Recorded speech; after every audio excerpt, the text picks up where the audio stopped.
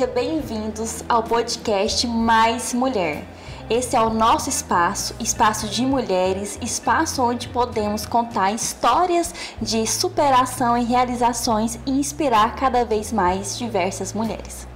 Hoje estou com uma convidada muito especial, a doutora Nelice. Ela é nutricionista, aceitou esse convite para estar falando um pouquinho mais sobre a trajetória dela e sobre a profissão dela. Seja muito bem-vinda. Fiquei muito feliz por você ter aceitado esse convite. Você é uma mulher que eu admiro e estou aqui realmente honrada por você estar aqui conosco. E eu queria que você se apresentasse um pouquinho para as mulheres que estão nos assistindo. Então, quem é a Nelice? Primeiro agradecer o convite também, fiquei muito feliz de estar com você, também te admiro muito, admiro o seu trabalho.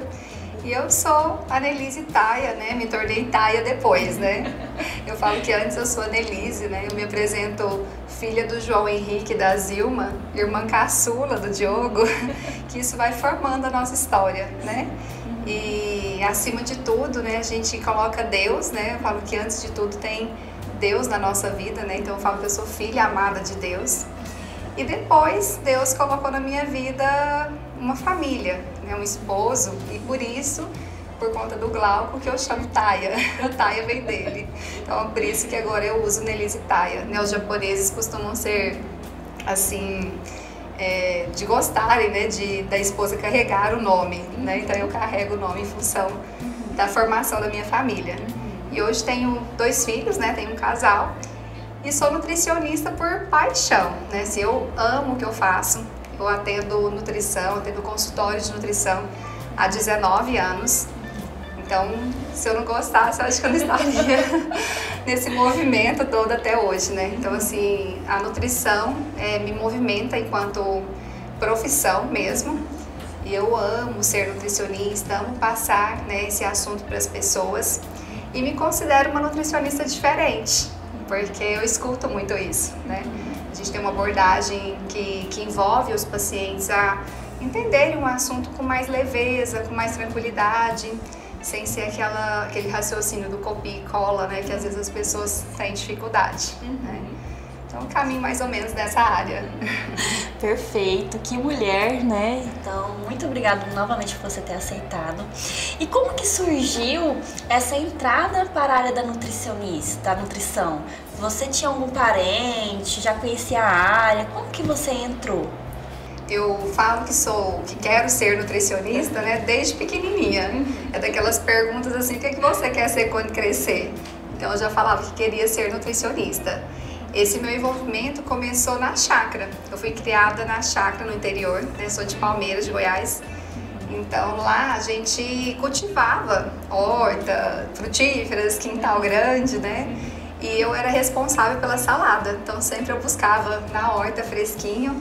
Então esse foi o meu início, Esse apego com a natureza, com os alimentos, Desse cuidar dos alimentos, desse colher os alimentos, montar a mesa, E fornecer isso pra mim e pra minha família. Então acho que eu fui formada assim, lá de pequenininha, com essa ideia mesmo da nutrição. Perfeito, maravilhoso.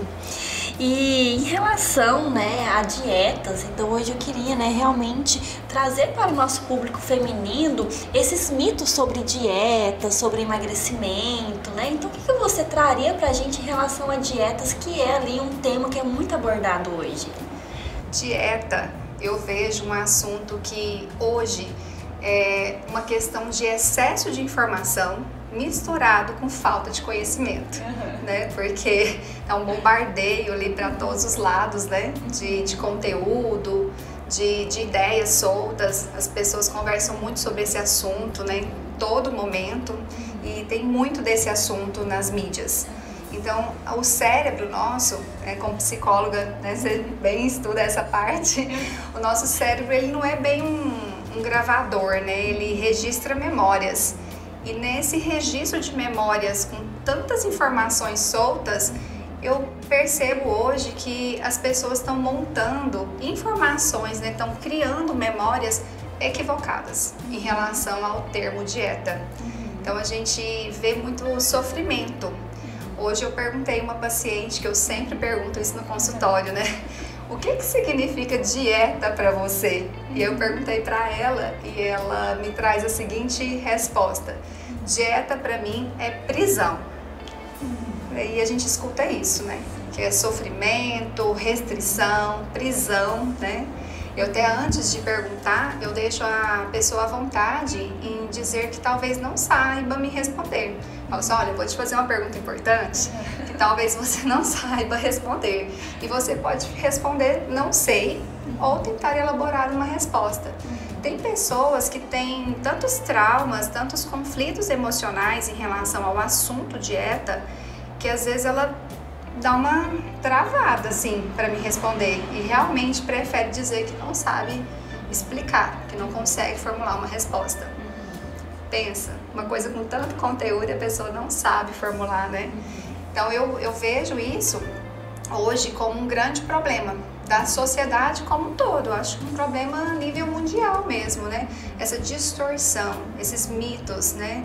Esse excesso de informação em cima do termo dieta. E aí eu convido a pessoa a gente estudar o termo na íntegra, assim, do começo, né? Na verdade, resgatar a origem da palavra.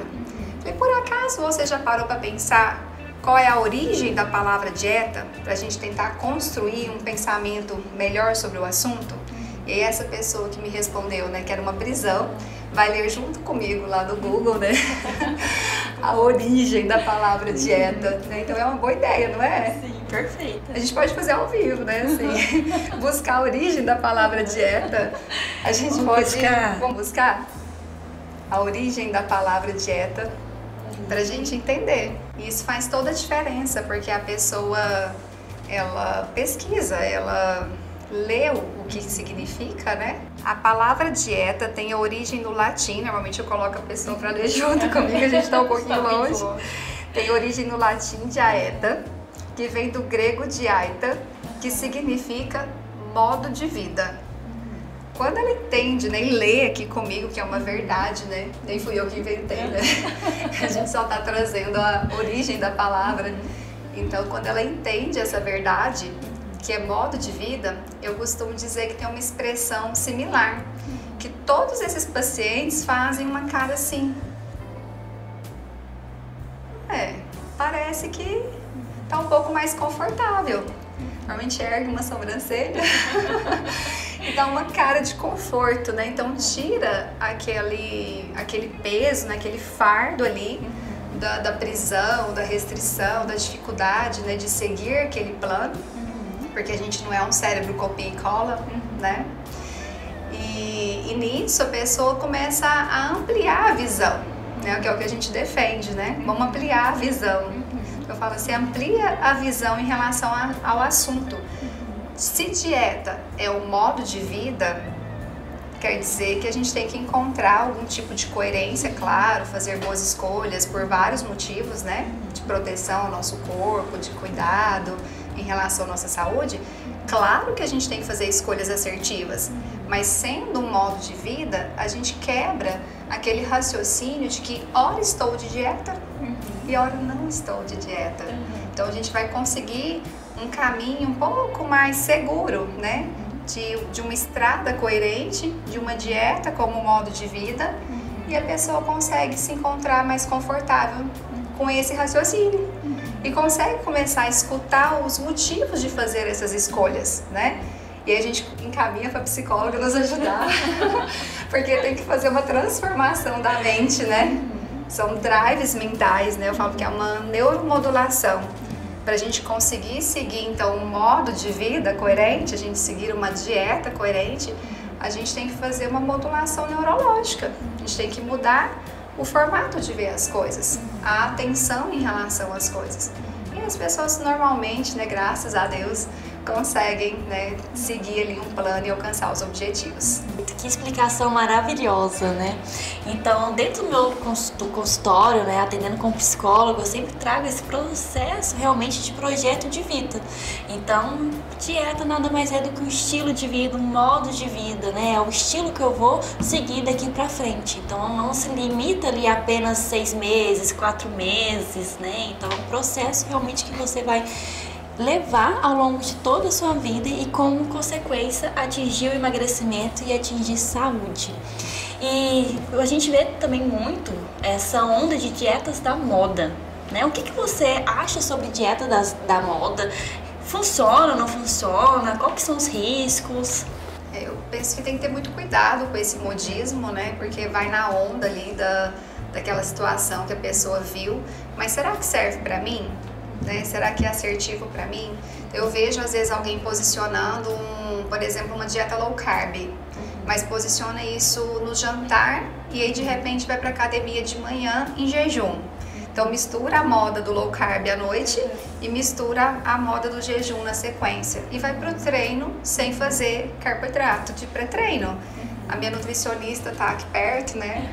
Não me deixa mentir, que a gente precisa de carboidrato, né, Nutri? A gente precisa de carboidrato pra gente treinar, porque senão a gente não consegue entregar, né, a energia certa para proteger, né, o músculo usando a energia da via certa. Então, se eu misturo a moda do low carb com a moda do jejum, mas posicionado de uma forma incoerente, não vai dar certo. Então, assim, a dieta da moda, ela é perigosa. A receita do coleguinha pode ser que não seja legal para mim, porque o meu modo de vida, justamente, é diferente. O meu horário é diferente, o meu treino é diferente. Então, a gente tem que, por isso que a gente tem que ter responsabilidade de procurar ajuda, né? Procurar ajuda profissional e estabelecer uma orientação individualizada, uma orientação para aquela pessoa, de acordo com o modo de vida dela, respeitando cultura, os valores, o que formatou o cérebro dela até hoje, né? Desconstruindo algumas crenças limitantes que foram introduzidas ali no cérebro ao longo da história daquela pessoa. Então, por exemplo, uma paciente minha relatou assim: eu não como arroz com batata. O gosto para mim é inaceitável. Meu paladar não aceita. Por quê? Porque não pode comer arroz com batata. Então, assim, isso é uma crença, né? Na verdade, a questão seria o porcionamento, não é a mistura. Arroz é carboidrato, batata também. Mas se eu comer uma porção exagerada, claro que de repente isso não fica coerente para mim. Mas se eu me organizar dentro da cota, né, de uma quantidade de carboidrato adequada para mim, eu posso misturar. Isso não é um problema. Então, isso é um grande mito. As pessoas têm esse mito. Então, vários mitos são construídos e pode lá na frente causar vários prejuízos.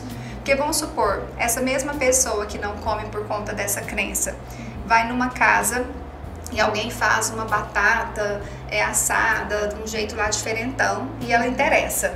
Alguém comenta e o cérebro já tem aquela vontade, né?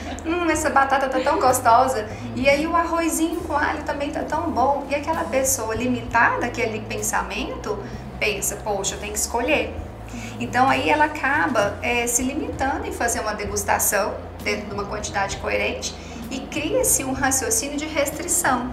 E você que atua bem na área sabe que restrição não combina muito, né? A restrição, ela leva à compulsão. A restrição, ela leva a um comportamento guloso. Então, a gente sempre tem que ter cuidado com essa fala e com essa crença que a pessoa, né, assimila e memoriza. Falei assim, bom, então agora sabendo que é um mito, né? Falei para essa paciente, sabendo que é um mito, da próxima vez que você esbarrar numa situação dessa, tenta mostrar pro seu paladar que tá tudo bem, porque o paladar dela cria um bloqueio em relação àquela combinação, justamente por conta daquela ideia que está inserida ali, né? Mas isso pode mudar, né? Isso pode ser transformado, não pode? Sim. E é uma mudança de mentalidade, né? Então, quanto mais acesso à informação nós tivemos e conseguimos levar, mais essas pessoas elas vão conseguindo ali confrontar essas crenças. Então, por que eu tô pensando dessa forma?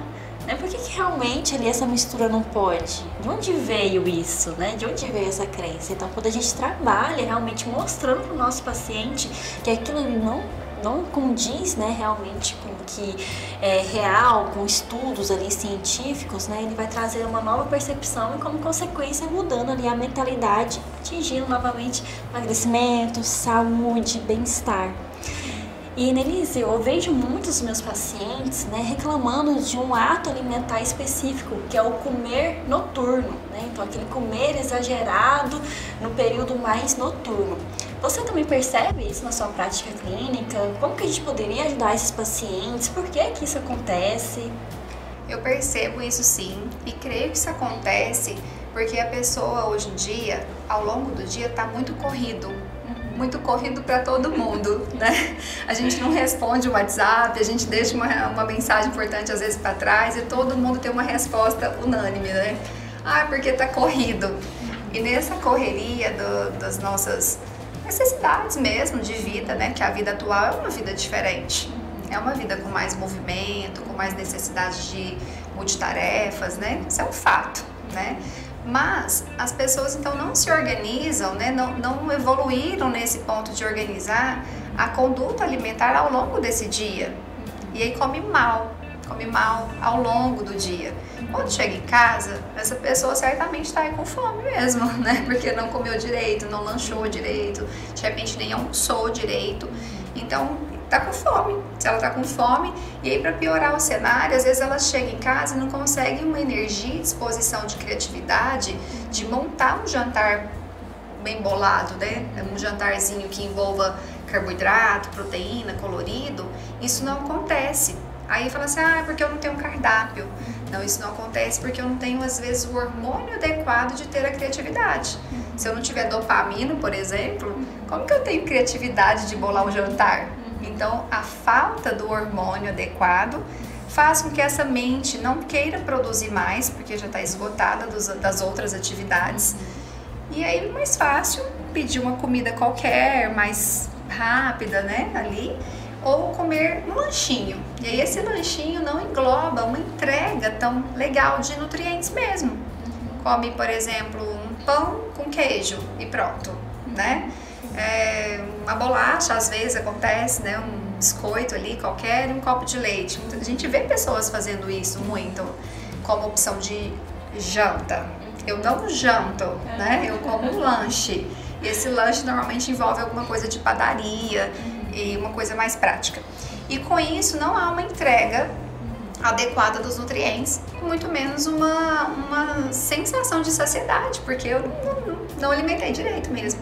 Então, por falta desse alimento, mais tarde eu vou ter um despertar de fome de novo, porque eu não tenho saciedade. E a hora que eu desperto fome de novo mais tarde, aí eu vou buscar qualquer coisa de novo. Normalmente algo pronto, né? Um doce, um sorvete, uma pipoca, uma coisa, né, mais prática também de novo, porque eu não tenho aquela criatividade anterior, nem um planejamento prévio, né, de ter alguma coisa mais ou menos pronta na geladeira. Eu acho que o grande desafio da nutrição é incentivar as pessoas a terem esse alimento. É abrir a geladeira e tivesse uma vitrine lá para poder montar alguma opção mais legal. Mas aí não tendo a vitrine, né? Então assim, e para ter essa vitrine tinha que ter uma antecipação de compra, de planejamento. E a dica que eu dou para essa antecipação é que a gente se organize ao longo da semana, a gente tira tempo para uma coisa, tempo para outra coisa e tá tentando encaixar ali, né, as atividades. E aí nesse olhar da semana, se a gente encontrar 2 horinhas da semana para dedicar no plano alimentar, isso fará toda a diferença. E naquelas 2 horas não significa que você vai só para a cozinha. Naquelas 2 horas em uma semana, às vezes você vai para o mercado, ou então você vai fazer uma limpeza na geladeira, ou você pode fazer também uma compra de algum utensílio mais adequado para organizar a vitrine, para ficar mais visual o alimento depois. Então a gente tem que se organizar, antecipar isso. E um desses dias, dessas 2 horas semanais, eu também posso fazer pré-preparos e deixar a comida mais ou menos bolada, pra gente ter ganho de tempo. Eu já faço uma quantidade maior, isso otimiza tempo. Hoje em dia tempo é uma coisa preciosa, né? Então nessas 2 horas eu posso antecipar tantos fatores para durante a semana a gente posicionar os alimentos de forma mais coerente. Então isso é importante, ter o alimento de produzir, de fabricar o alimento para não pegar qualquer coisa. Outro ponto é elevar esses níveis dos hormônios de bem-estar, que faz com que eu tenha essa vontade de ir lá fazer isso. Porque se eu não tiver o hormônio, você concorda que não é falta de cardápio, né? Hoje em dia, com a inteligência artificial, com o Google, que ainda estão antes disso, né? A gente faz uma pesquisa aqui, é tão simples encontrar as respostas. Se eu quero pesquisar um cardápio adequado, eu posso fazer uma busca, eu tenho um cardápio adequado na minha frente. A questão é que eu não sei se ele serve para mim, e a questão é que eu não tenho hormônio de criatividade suficiente para executá-lo, né? Por isso que eu vejo as pessoas não conseguindo seguir um papel, um planejamento que as pessoas julgam dieta, né? A gente já desconstruiu isso na fala anterior, mas aquele papel tem uma história interessante que eu acompanhei a minha avó numa consulta e ela já tinha mais de 70 anos e ela foi na nutricionista, eu ainda fazia faculdade na época, e ela saiu ali do consultório comigo com a pastinha. E aí no corredor, a minha avó falou assim, igual a essa, eu tenho 4 lá em casa. Falei, poxa, se essa pastinha não dá certo pra minha avó, e eu tô fazendo faculdade para aprender sobre isso, como vai ser? Então eu comecei desde essa época a perceber que não era só ter a pastinha, não é a pastinha que leva a pessoa a fazer aquela ação mais certa, que a gente precisa de mudar aqui, mudar a mente, aumentar a produção dos hormônios da criatividade, antecipar, planejar mais, né? Conhecer mais, individualizar, saber o que serve para mim. E com isso a gente vai construindo ali uma rotina, um roteiro mesmo da vida, né? Desse modo de vida, né? Que a gente tem autonomia sobre esse nosso roteiro. Eu posso desenhar esse roteiro de um modo coerente para os meus objetivos. E nesse desenho, nesse script da minha vida, eu tenho que sim inserir lá o meu alimento, o preparo do meu alimento, a compra do meu alimento, o planejamento disso. E eu antecipando tudo isso, eu chego em casa para o jantar, consigo elaborar uma comida que me dá uma saciedade melhor, para eu não ter essa fome noturna. Se eu estiver bem alimentadinha, tudo certinho, hidratada, e tudo ok com esses hormônios, eu não vou ter essa fome noturna. Outro gatilho é justamente a emoção, né? Porque às vezes a pessoa passou o dia ali com muita coisa e naquela hora que as emoções vêm fazer festa ali no cérebro e aí começa a trazer o alimento como presente, como recompensa. Bem comprido, né? O assunto da recompensa, né? Mas eu vejo que essa recompensa noturna é porque é a hora que eu tô mais calma também, que eu tô mais ali livre, né, para poder fazer isso. Mas isso é um ponto muito importante de melhoria, né? Porque dentro da cronologia da nutrição, a gente estuda, né, o nosso reloginho, né, do corpo, a gente tem várias questões para pensar sobre isso. A própria regulação hormonal, os hormônios do dia e os hormônios da noite. De dia eu tenho metabolismo mais alto, então é mais coerente eu posicionar os alimentos de dia, porque o metabolismo está ligado. Se eu posicionar alimentos noturno, eu tenho o hormônio do sono já ali no comando, já querendo, né, tomar conta do processo, porque a gente não tem um botãozinho que só desliga para dormir, há uma conversão hormonal. Então nessa conversão hormonal ali noturna, o hormônio já é um hormônio que desacelera o corpo. E nesse desacelerar, o intestino também, que tinha uma função, né, de peristaltismo, tal, para fazer um processo de digestão, tudo certinho, se eu colocar um alimento aqui muito à noitão, o que vai acontecer? Isso vai ficar travado, porque está tudo mais lento. E aí, com esse intestino já travado por causa do horário, da cronologia mesmo do nosso corpo, o que vai acontecer? Vai fermentar mais, vai inflamar mais, vai dar mais gases, né? Eu já não vou ter um sono reparador, eu vou amanhecer literalmente enfesado e já com tudo já desorganizado nesse critério, né, dos hormônios. E Nelícia, eu queria também, né, entender um pouquinho como que foi sua trajetória. Então tem diversas mulheres hoje nos assistindo e com sensações, né, de tentando entrar numa área profissional. Como que foi essa trajetória profissional? Quais dificuldades você já passou? Como que foi esse início de carreira? Sempre pensei em ser nutricionista, né? E aí fazer faculdade de nutrição. E quando eu fiz faculdade, não era tão fácil pra gente, né, financeiramente. Meu pai sempre foi muito dedicado, meus pais, minha mãe. Só que, assim, as despesas são muito altas. A gente morava no interior e aí pra morar em Goiânia era tudo diferente, né? A gente é acostumado em Palmeiras, né? Lá a gente era conhecida, todo mundo, amigo, íntimo, né? E de repente a gente cai em Goiânia com uma visão, né, totalmente diferente. Eu chorei um ano para morar aqui, o primeiro ano foi só choro, mas eu precisava seguir com o meu sonho, né, de formar, de estudar, e eu segui.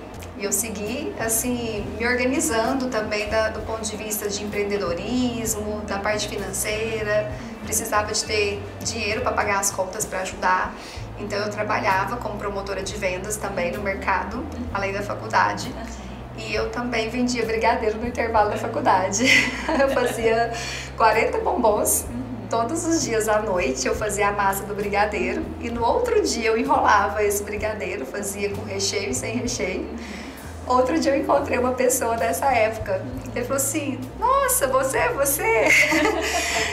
que era da faculdade, que vendia brigadeiro pra mim. Aí eu falei: só, por coincidência, ele é casado com uma filha de uma vizinha minha, enfim, o Goiânia é pequena, né, o interiorzão. E assim, realmente foi essa luta. E sempre eu tive muita energia. Energia é uma coisa que nunca me faltou. Assim, o meu fazer até dar certo, nato, acho que ele nasceu assim no meu DNA. Então eu sempre corri atrás dos meus sonhos, né? Então eu fiz isso e deu certo, né? Essa etapa deu certo e a gente vem aumentando as etapas, né? Quando a gente forma, a gente acha: nossa, agora eu vou fazer um consultório, eu vou fazer isso, fazer aquilo. Então eu fiz muitas coisas, fiz consultório em vários locais, eu trabalhei em interior um pouco, trabalhei em Palmeiras, que é a minha cidade, trabalhei em Nerópolis por 10 anos, no concurso público. E um dia eu tive que ir pra terapia. Tive que ir pra terapia porque eram muitas atividades, né, como nutricionista. Quando juntou com a parte de esposa e mãe, aí ficou muito. E eu precisei de olhar para um papel e tomar decisões, né, que eu precisava de abrir mão de alguma coisa. E nisso de abrir mão, eu abri mão do concurso. Achei que era melhor focar no consultório, porque o concurso me distanciava do meu objetivo maior, porque meu objetivo maior é minha família. Então, Nerópolis era mais longe disso, né? Eu almoçava fora de casa, enfim, eu precisei de abrir mão. E assinei uma exoneração chorando. O choro faz parte, né? Às vezes a gente chora, as pessoas acham que às vezes não pode chorar, né? Eu acho que a gente pode chorar, a gente só chora e retoma e aprende, né? E reconstrói e começa de novo, né? Eu acho que tombo ajuda também. Enfim, e aí eu segui com o projeto do consultório, né? Dediquei só pro consultório. E nesse último ano eu decidi abrir a clínica, né? E aí é outro desafio, volta para terapia, sob demanda. Muitas atividades novamente, né? Mas tá indo bem. Eu sempre tive esse sonho de ter uma clínica com muitos profissionais da área da saúde para fazer esse atendimento multi. E hoje eu sou, assim, extremamente grata e feliz porque tá acontecendo. Agorinha mesmo, alinhando com a outra psicóloga, a Bruna, que tá lá com a gente também, né? Sobre caso que a gente está atendendo em comum. Eu acho que esse bastidor que o profissional da saúde tem chance, né, num tratamento de equipe multidisciplinar, faz toda a diferença para o paciente, porque senão talvez eu não vou ter entendimento de alguns detalhes que pode me ajudar. E assim a psicóloga, assim a endócrina, assim o cardiologista, né? Então assim toda essa equipe, né, que engloba neurologista, psiquiatria, ginecologista, eu acho que é um todo para olhar aquele paciente, né, e desenvolver a melhor estratégia, entregar o melhor resultado para aquela pessoa, ajudar aquela pessoa a encontrar um caminho, né? As pessoas estão muito doentes, as pessoas estão com muitas dificuldades, estão perdidas, não estão sabendo muito bem, assim, para que lado começa. Então, assim, esse sonho da clínica, eu já tinha desde lá atrás de pensar sobre isso, e hoje é uma realização, né, ter todo mundo lá, fazendo esse trabalho, né? Então eu creio que isso vai dar certo, porque a gente vai fazer até dar certo.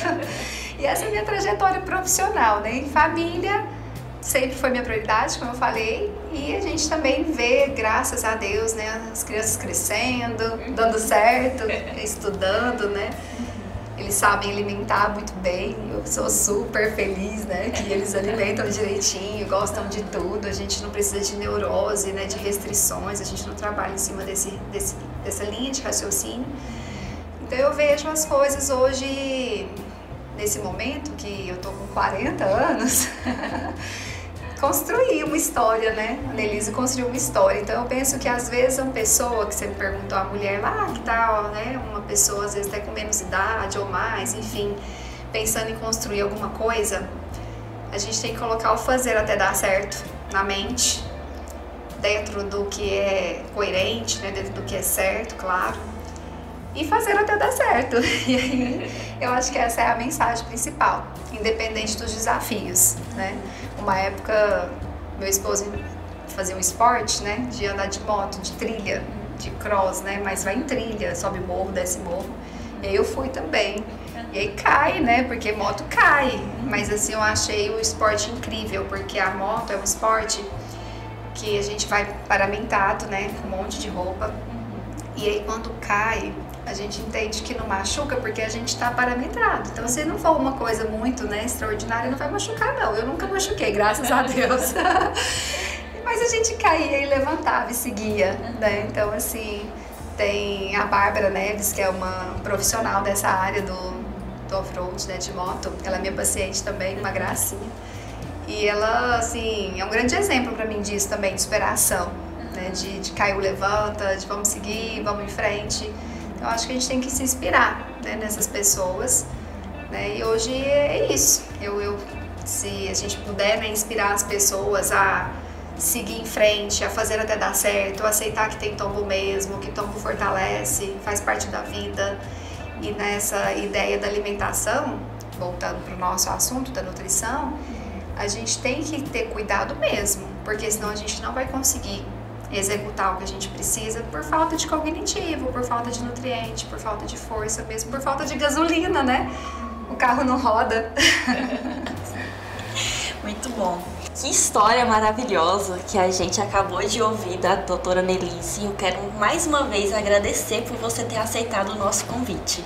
Muito obrigada também você, Laís. Obrigada, Mais Mulher, por eu estar aqui. Eu espero que eu possa contribuir com essa história, né? E inspirar você a seguir em frente. Pessoal, esse foi mais um episódio do podcast Mais Mulher, trazendo histórias de superação. Eu me senti inspirada hoje, acredito que você também. Então vamos juntas nessa caminhada, uma puxando a outra e fazendo com que nossas histórias se inspirem e continuem ali crescendo cada vez mais. Muito obrigada!